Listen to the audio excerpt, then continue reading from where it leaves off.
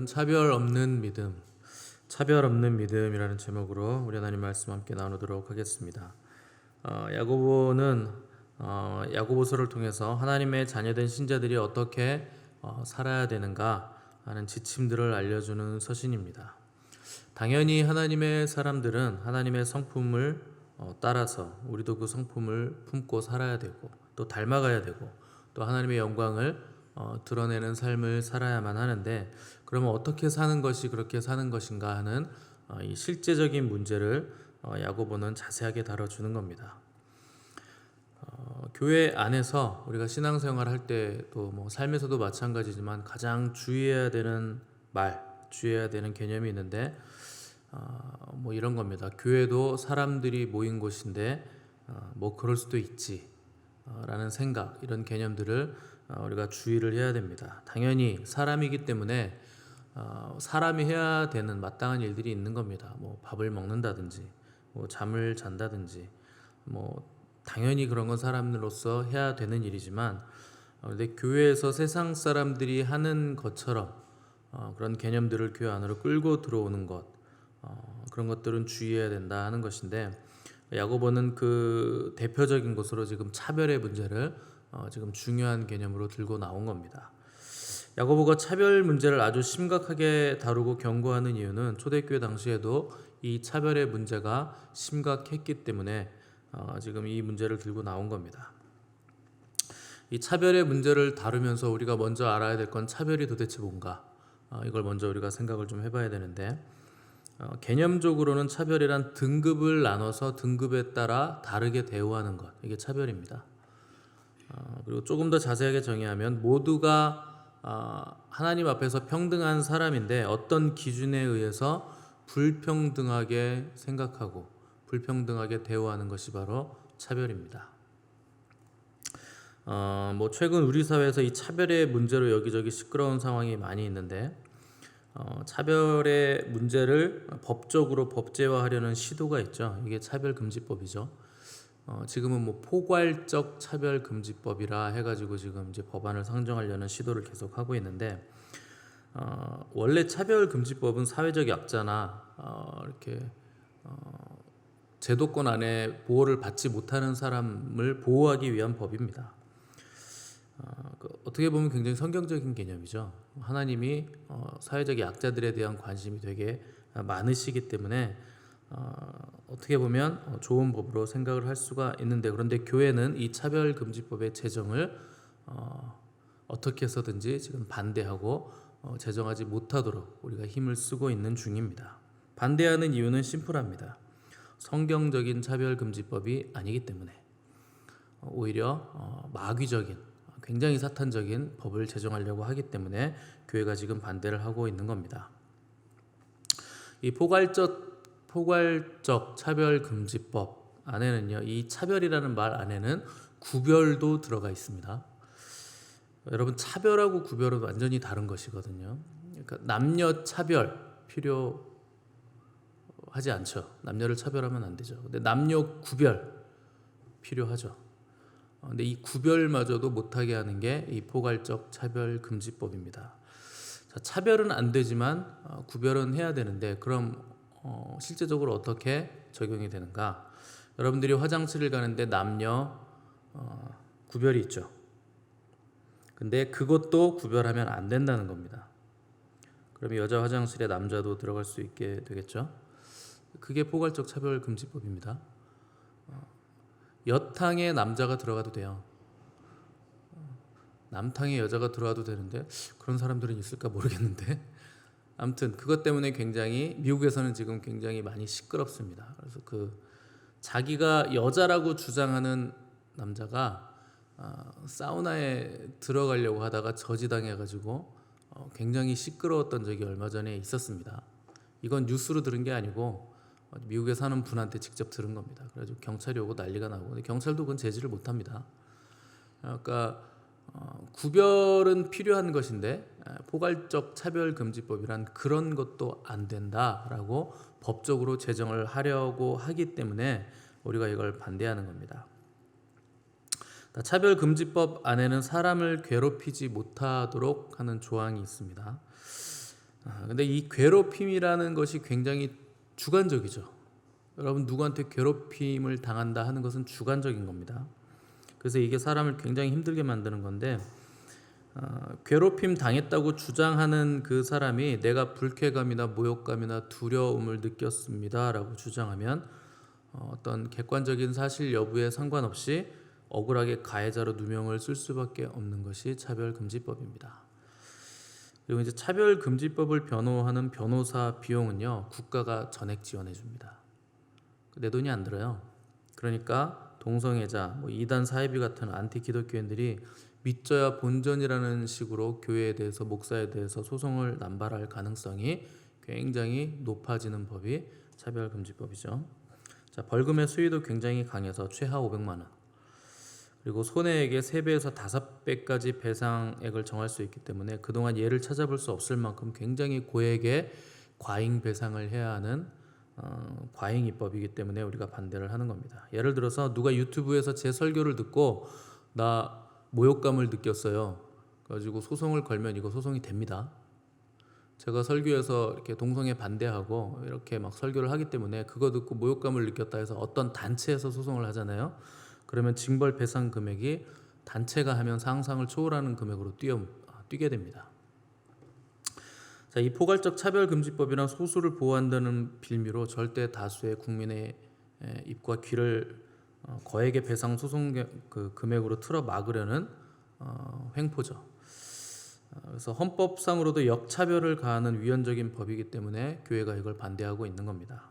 가장 악독한 것은 뭔가 이 청소년과 청년들의 성 정체성을 완전히 흔들어버리는 악한 법이기 때문에 우리가 반대를 하는 겁니다.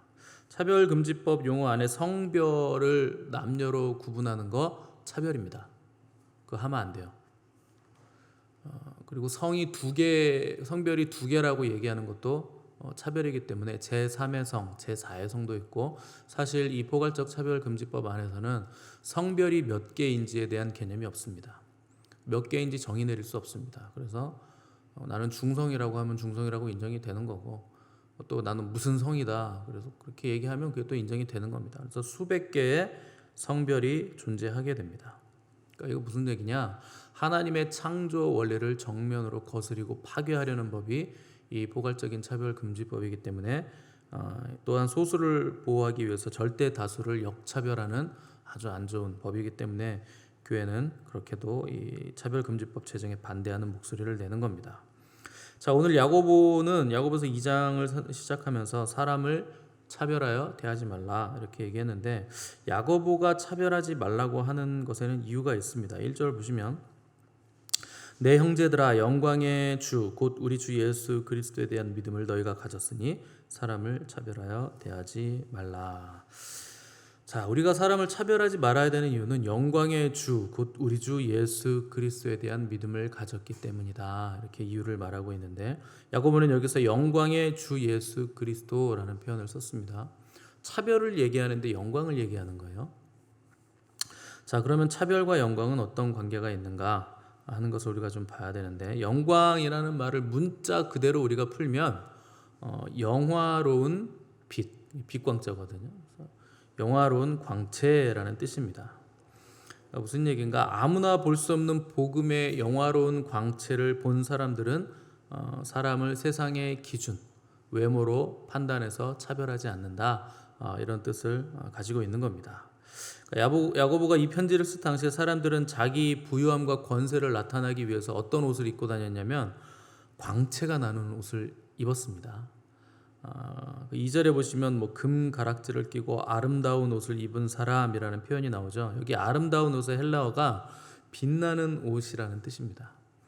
무슨 빛나는 옷을 입었는가? 그 은으로 직조된 옷이 있어요. 그래서 사도행전 보시면 헤롯이 연설을 할 때 사람들이 그 연설을 들은 청중이 이것은 신의 소리요 사람의 소리가 아니라 이렇게 영광을 막 하나님인 것처럼 헤롯에게 돌렸는데 그때 헤롯이 입었던 옷이 은으로 직조된 옷입니다. 그래서 그때 헤롯이 연설을 마쳤을 때 구름이 걷히면서 햇빛이 쫙 나면서 헤롯의 옷이 막 남반사되면서 굉장히 찬란한 빛을 뿜으면서 사람들이 두려워해가지고 그런 얘기를 한 건데 그래서 청중들이 헤롯에게 이제부터 당신을 불멸의 신으로 모시겠다 이렇게 아첨하면서 헤롯은 그것을 흡족해하면서 자기가 정말 신이라는 착각에 빠져서 하나님께 영광을 돌리지 않는 바람에 심판을 받아서 충이 먹어 죽었잖아요. 영광을 자기가 하나님의 영광을 자기가 가져갔기 때문에 그런 심판을 받은 겁니다. 그러니까 당시 왕인의 부자들은 옷감에 은을 넣은 옷을 입어서 햇빛에 나가면 이게 반짝거리게 만든 겁니다. 그리고 손에는 또 반짝거리는 금가락지, 목걸이 뭐 이런 거를 하면서 어디를 가든지 대우를 받은 겁니다.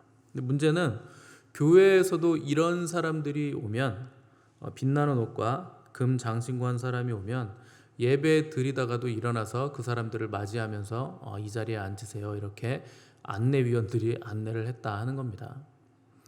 우리 안내위원분들 이런 거 하지 마시기 바랍니다. 대표적인 게 선거철에 정치인이 교회에 왔을 때 예배 시간에 막 박수치고 막 소개하면서 하나님의 영광을 도적질해가는 거예요. 하나님의 영광을 그들에게 돌리는 겁니다. 그런 거 하지 말라는 겁니다. 그러니까 야고보는 교회 안에서 일어나는 이런 현상들을 아주 강하게 비판하면서 너희가 주의 영광을 안 사람들이고 본 사람들인데 어떻게 세상에 번쩍거리는 그 싸구려 영광 때문에 사람에게 차별 대우를 할 수 있느냐 지금 이렇게 강하게 질타를 하고 있는 겁니다. 번쩍거리는 옷을 입은 사람에게는 자리를 내어주고 또 싸구려 옷 입은 사람이면 어느 자리에 앉든지 무심하다면 그게 어떻게 영광의 주를 아는 사람이요 믿음을 아는 사람인가 믿음을 가진 사람인가 이렇게 책망을 하고 있는 겁니다. 그러니까 하나님께서 우리를 구원해 주셨을 때 외모로 구원해 주지 않으시고 누구나 차별 없이 우리를 구원해 주셨습니다. 복음은 아무런 차별이 없는 것입니다. 만약 하나님께서 외모로 사람을 구원해 주신다고 한다면 여기 있는 우리들 중에 구원받을 사람 저 빼고는 아무도 없죠. 하나님은 사람을 외모로 구원하시지 않으십니다. 그러니까 사람이 사람을 차별하는 건 하나님보다 더 하나님 되는 행위라 하는 겁니다. 그래서 사람을 차별하지 말라는 겁니다. 예전에 미국에 돈 많은 재벌 부부가 있었는데 아들이 하나 있었는데 이제 하버드 대학교를 이제 다니다가 1년을 다니고 사고로 죽게 됐습니다. 그래서 이 부모들이 이 재벌 부부가 남은 여생을 좀 쓸쓸하게 보내다가 재산이 너무 많으니까 뭐 물려줄 자식도 없고 어떻게 할 수가 없잖아요. 그래서 이걸로 우리가 유익한 일을 하자. 그래서 교육 사업에 헌납을 하자. 이렇게 결정을 했습니다. 그래서 하버드 대학을 방문을 했습니다. 아들이 이 대학을 다닐 때 무척 행복했었기 때문에 이 대학을 방문한 건데 정문을 막 들어서려고 했는데 허름한 옷차림에 이 두 노인을 이제 수위가 막았습니다. 그래서 도대체 이 노인 양반들이 어디를 들어가려고 하나 그래서 노인 양반들 어디 갑니까? 이렇게 물어봤어요. 이 부부가 총장님 뵈러 왔습니다. 이렇게 얘기하니까 아주 경멸하는 태도로 총장님께서는 바쁘셔서 댁들을 지금 만날 시간이 없습니다. 이렇게 얘기를 했습니다. 그래서 이 부부가 불쾌하잖아요. 그래서 그냥 한마디 더 물었습니다. 대학교를 설립하려면 돈이 얼마나 들까요? 이렇게 물어봤습니다. 그러니까 수위가 퉁명스럽게 그걸 내가 어떻게 합니까? 댁들 같은 사람들이 그런 건 왜 묻습니까? 이렇게 얘기했다고 하네요. 실제 있었던 일입니다. 그래서 이 마음에 아주 깊은 상처를 받은 노 부부가 하버드 대학에 기부하려고 했던 그 일을 없는 것으로 하고 직접 학교를 지어서 설립하기로 다짐을 했습니다. 그래서 그들이 가진 전 재산을 투자해서 설립한 대학이 지금도 전 세계적으로 입학이 가장 어렵다는 그 명문 스탠포드 대학입니다. 자기들의 이름을 따서 스탠포드라는 대학을 설립을 하게 된 겁니다. 자, 한편 이 사실을 뒤늦게 안 하버드 대학에서는 그날의 잘못을 길이길이 기억하자 해서 정문에 이런 문구를 써 붙이게 됐습니다. 사람을 외모로 취하지 말라. 학교 정문에다 그걸 써놨다고 합니다. 왜 우리가 사람을 외모로 취하게 되는가? 세상에 반짝거리는 게 너무 많아서 그렇습니다. 반짝거리는 것이 너무 많으니까 휘황찬란하니까 거기에 우리의 눈을 자꾸 빼앗기는 겁니다. 뭐 옷이나 손에 낀 반지나 뭐 귀걸이, 목걸이 이런 거만 반짝거리겠습니까? 가문, 학벌, 지위, 차, 뭐 권력 이런 것도 다 반짝거리게 보이는 거죠. 근데 여러분, 반짝거린다고 해서 거기에 다 영광이 있는 것은 절대 아닙니다. 예수 그리스도의 영광의 광채를 본 사람은 세상에 반짝거리는 것, 그런 것에 현혹되지 않는 겁니다. 진정한 영광의 광채를 보았기 때문에, 영광을 뭔지 알기 때문에, 우리가 영광을 추구하는 사람들이기 때문에 세상이 영광이라고 말하는 것에 우리가 현혹되지 말아야 된다는 겁니다. 그럼에도 불구하고 우리가 왜 자꾸 세상의 영광에 현혹되는가? 자꾸 그걸 보기 때문에 그런 겁니다. 그래서 보는 것이 중요하다고 제가 자꾸 강조하는 거거든요. 보면 새겨지면 거기에 가치를 두게 돼 있습니다. 그리고 그걸 추구하게 돼 있습니다. 왜 우리의 삶은 늘상 그냥 그런가? 왜 그럭저럭 삶을 사는가? 주님의 영광의 광채를 본 적이 없기 때문에, 그리고 그 영광 보기를 간절히 추구하지 않기 때문에 보지도 못하고 삶은 그럭저럭 그냥 흘러가고 있는 겁니다. 아브라함은 갈대아 우르에서 우상 만들어 파는 집에서 아주 부유한 삶을 살다가 부를 축적해서 떵떵거리며 살다가 영광의 하나님을 만나 충격을 받아가지고 본토 친척 아비집을 떠났습니다. 또 사도 바울은 하나님 섬기는 열심이 남달랐는데 그 열심으로 크리스찬들을 비방하고 핍박하다가 다메섹 도상에서 영광의 주님을 만나고는 세상의 그 모든 자기가 알던 영광들을 다 배설물로 여기고 주님을 전하는 삶을 살게 됐습니다.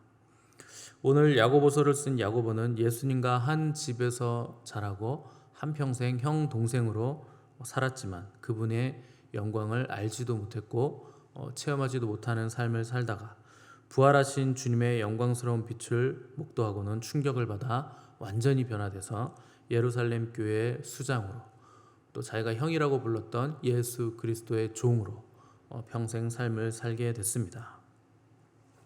왜 우리 삶에 변화가 없는가?